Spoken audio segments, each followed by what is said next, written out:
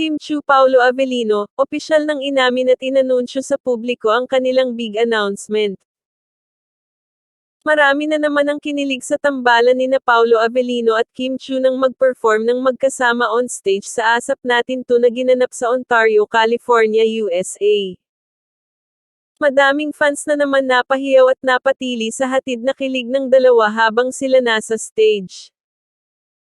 Damang-dama ng dalawa ang kanilang kinakanta, at feel na feel ang pagbitaw ng bawat mga lyrics ng kanta na para bang may ibig sabihin. Para bang idinadaan na lang nila sa kanta ang gusto nilang sabihin na mensahe sa isa't isa, na siya naman dahilan para mas kiligin sa kanila ang kanilang mga fans.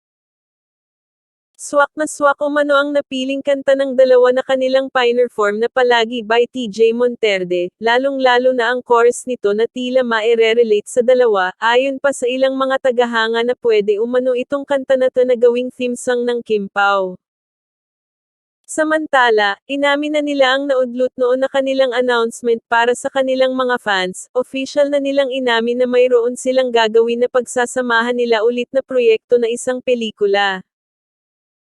Ayon pa nga sa kanila na sinimula na at ongoing na daw ang shooting ng gagawin nilang pelikula.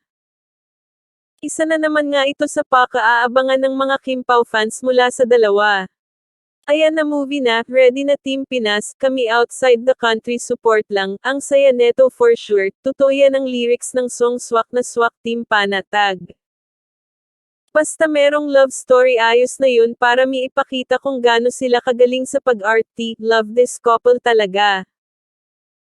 O di ba Kim Pao is real, excited na ang Kim Pao mapanood ito, sure na blockbuster ito, Kim Pao forever.